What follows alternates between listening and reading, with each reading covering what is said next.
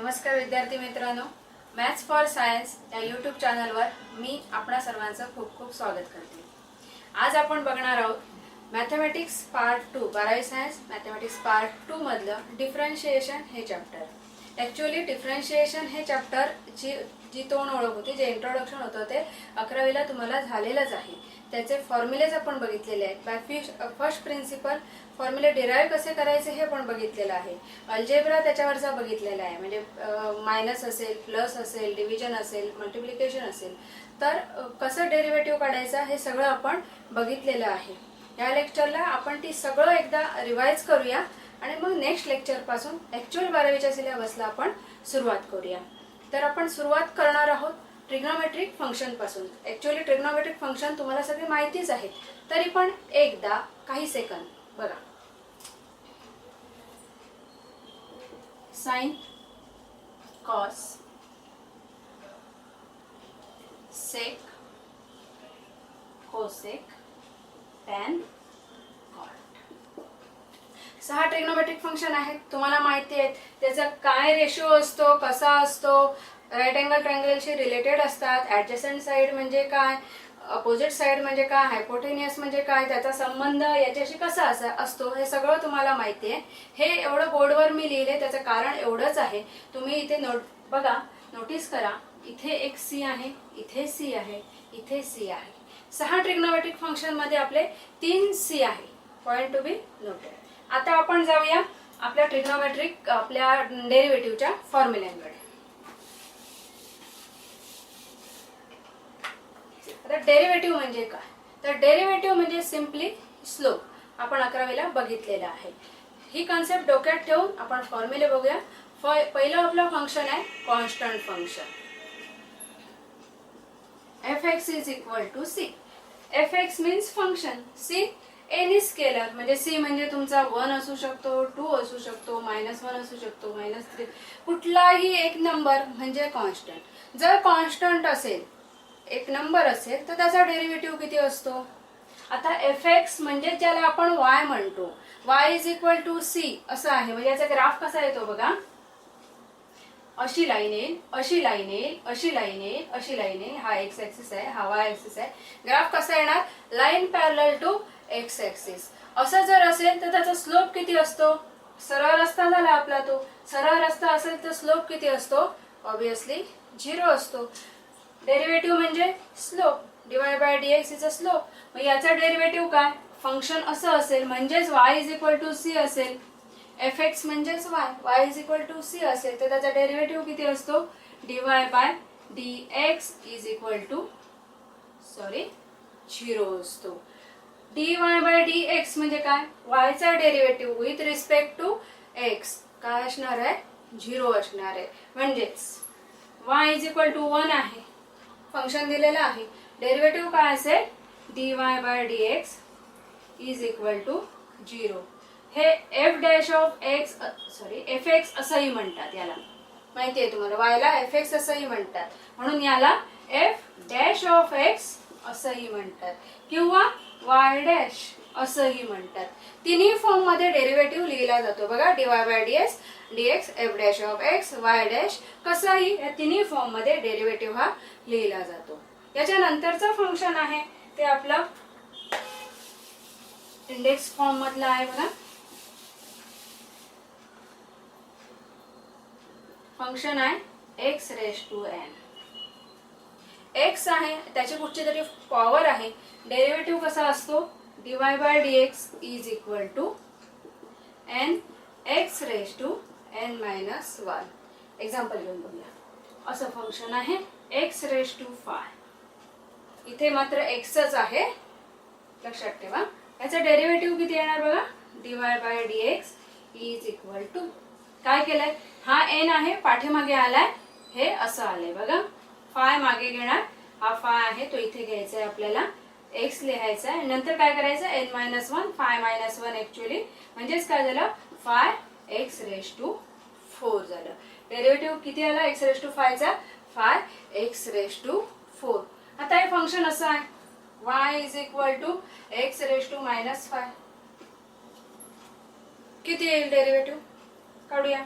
dy by dx is equal to आपल्या rule प्रमाणे हा -5 मागे येणार, -5 नंतर आपण x लिहिणार आणि जो आपला इंडेक्स आहे, जी पॉवर आहे, जो घात आहे, त्याच्यामधनं एक आपण सबट्रॅक्ट करणार. बघा n-1 इथनं आपण एक मायनस केला म्हणजेच हे काय झालं बघा, -5 x⁻⁻6 म्हणजेच काय झालं, -5/x⁻⁶ हा याचा डेरिव्हेटिव्ह झाला. फ्रॅक्शन असेल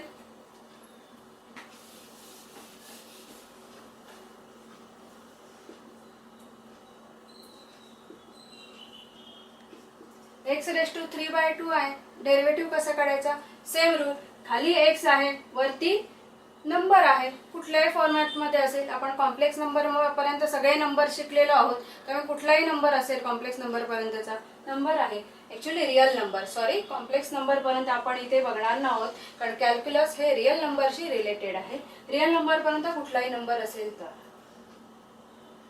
y काय होणार, 3/2 x 3/2 -1 म्हणजेच किती झालंय, 3/2 x⁻², हे किती झालं, 3/2 -1 म्हणजेच झाले हे 2/2. हे बऱ्याच जणांना हे सबट्रॅक्शन जमत नाही. 3/2 -1 म्हणजेच काय झालं बघा, 3/2 - 2/2 म्हणजेच हे झालं 1/2 म्हणजेच काय झालं, 3/2. आता x⁻½ म्हणजेच काय झालं, हे √x. असा कुठलाही नंबर असला तर कुठला रूल वापरायचा आहे, y = x⁻n. याच्यानंतरचा रूल आपण बघणार आहोत बघा,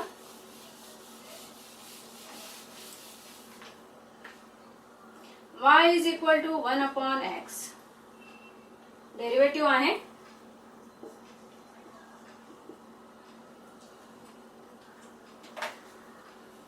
-1/x².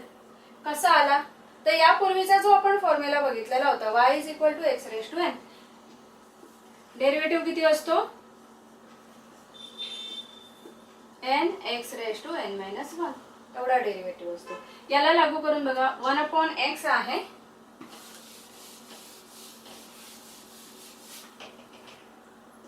म्हणजेच हे काय झालं, x⁻⁻1 आहे.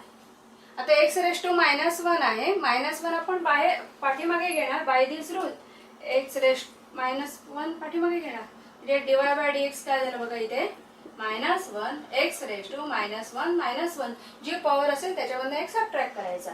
So this is equal to -1 x⁻⁻2 म्हणजेच काय झालं, -1/x².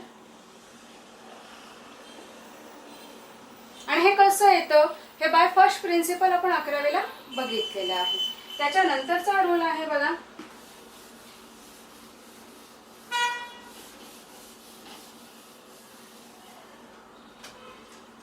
y 1/x⁻n.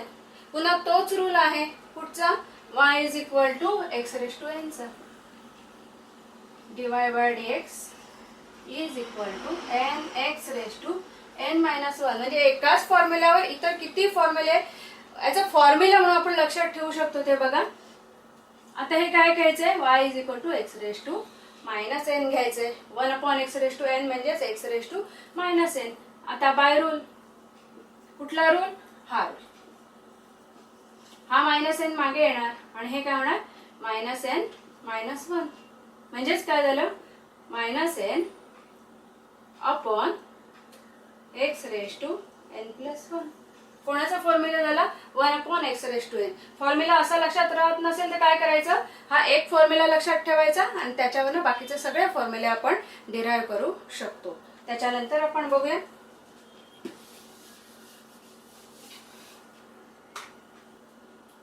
y = √x. पुन्हा तोच फॉर्म्युला आहे, कसा आहे बघा, √x मीन्स x⁻². तुम्ही करू शकता आता, dy/dx = ½ x⁻½ आता हे काय झालं, ½ x⁻⁻½ म्हणजेच काय झालं बघा, ½ √x. x⁻⁻1 न्यूमरेटरला आहे, म्हणजे डिनॉमिनेटरला आल्यानंतर पॉझिटिव्ह होणार, म्हणजे डिनॉमिनेटरला √x झाला, म्हणजेच काय झालं, √x चा डेरिव्हेटिव्ह काय, 1/2 √x. आता आपण वळूया ट्रिग्नोमेट्रिक फंक्शन कडे.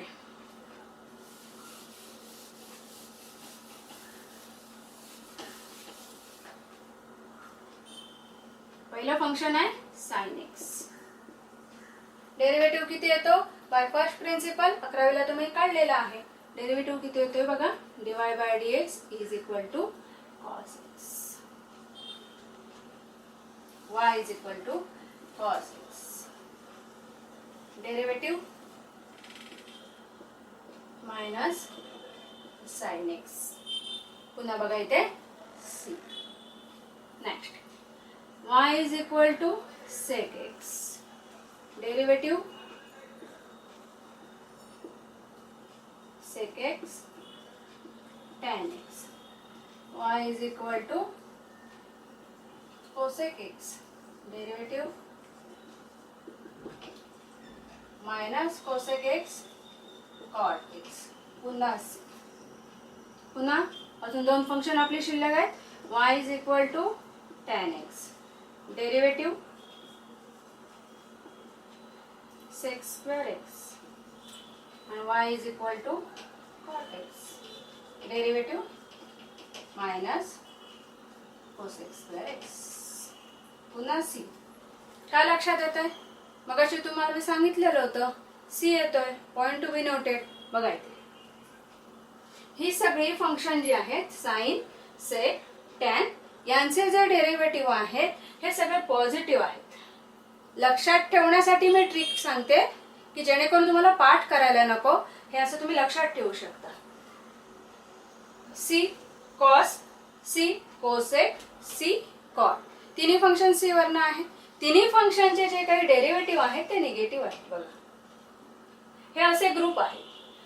साइनचा डेरिव्हेटिव्ह कॉस, कॉसचा डेरिव्हेटिव्ह साइन पण निगेटिव्ह. निगेटिव्ह का, सी आहे म्हणून निगेटिव्ह.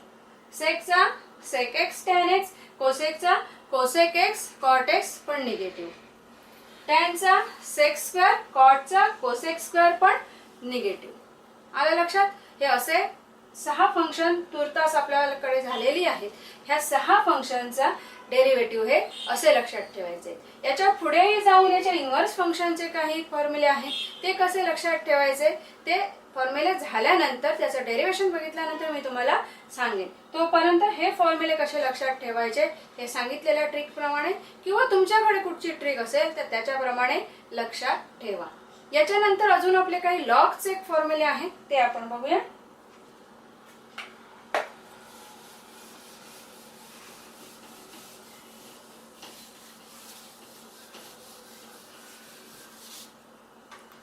फंक्शन आहे y is equal to a raised to x.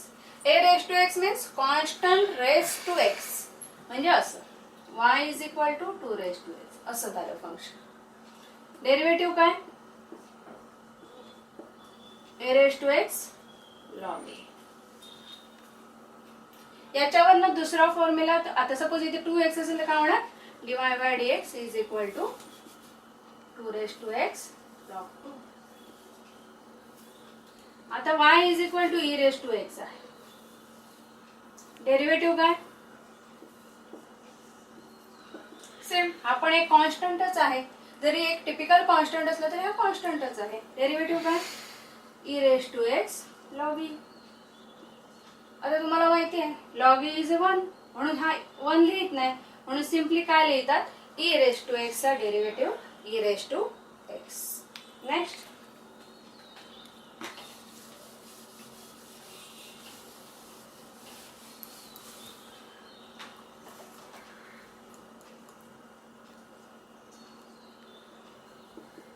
Derivative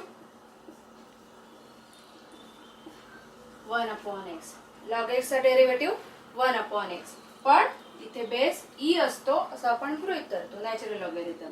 पण असं असेल तर, अदर दॅन e असेल तर, कॉमन लॉगॅरिथम असेल तर dy by dx 1 upon x log. कळले इथपर्यंतचे फॉर्म्युले. आता याच्यावर डिपेंड असलेली की याच्याशी रिलेटेड असलेली काही एक्झाम्पल आपण बघूया आणि हे लेक्चर आज इथे थांबूया. एक्झाम्पल बघूया.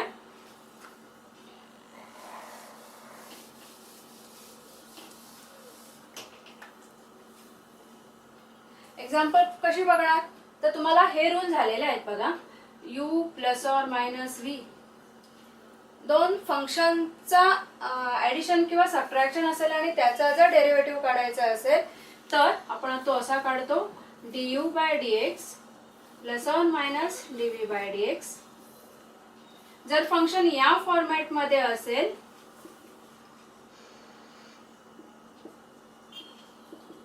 uv y is equal to uv या फॉर्मॅट मध्ये असेल म्हणजे प्रॉडक्ट फॉर्मॅट मध्ये असेल तर त्याचा डेरिव्हेटिव्ह आपण असा काढतो बघा. 11वीला आपण हे बघितलेलं आहे u into derivative of x plus v into derivative of u. This one म्हणजे पहिलं function into derivative of second function plus second function into derivative of first function. आणि डिव्हिजन असेल तर म्हणजे y is equal to u upon v असेल तर आपण derivative असा काढतो बघा. इथून स्टार्ट करतो v derivative of x minus u derivative of v upon v square. बघा u अपॉन v असेल तर काय करतो आपण इथून डिनॉमिनेटर पासून स्टार्ट करतो v घेतो नंतर डेरिव्हेटिव्ह ऑफ u. इथे साइन निगेटिव्ह असतं लक्षात ठेवा साइन निगेटिव्ह असतं. नंतर न्यूमरेटरचं function into derivative of denominator upon denominator square. हे सगळं आपण 11वीला बघितलेलं आहे. हे फॉर्म्युले सगळे 11वीला झालेले आहेत. त्याच्यावरची एक्झाम्पल पण सोडवलेली आहेत. रिव्हिजन साठी आपण परत इथे एकदा सोडूया म्हणजे आपण ऍक्च्युअल 12वीच्या सिलेबसला आपण सुरुवात करू शकतो.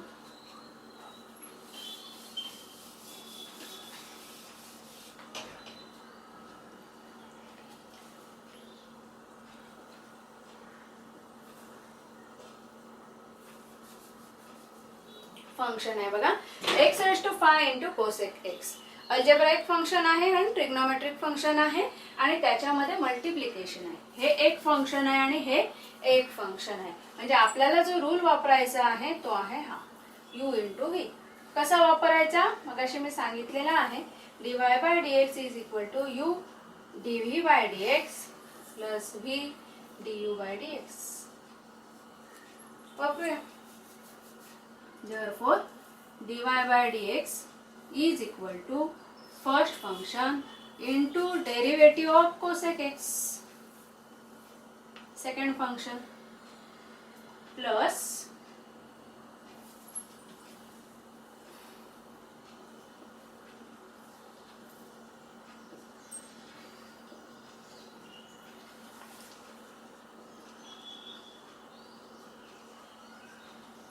cosec x into derivative of x raised to 5 into derivative of x raised to 5.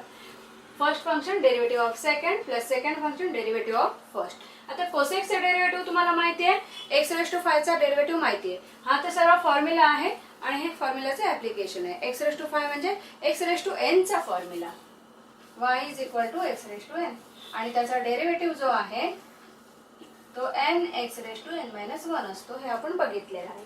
बघूया इथे x raised to 5 derivative of cosec x is cosec आहे c आहे म्हणजे डेरिव्हेटिव्ह त्याचा निगेटिव्ह आहे. कसा आहे minus cosec x cot x. इथे झाला हे प्लस साइन इथला हा cosec x as it is लिहूया.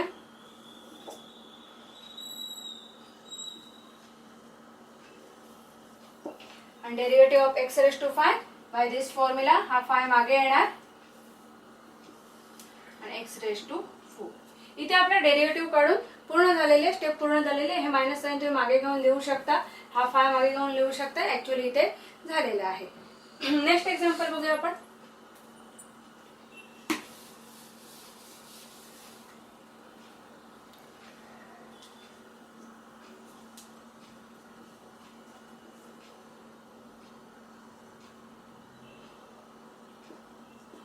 u अपॉन v आहे बघा.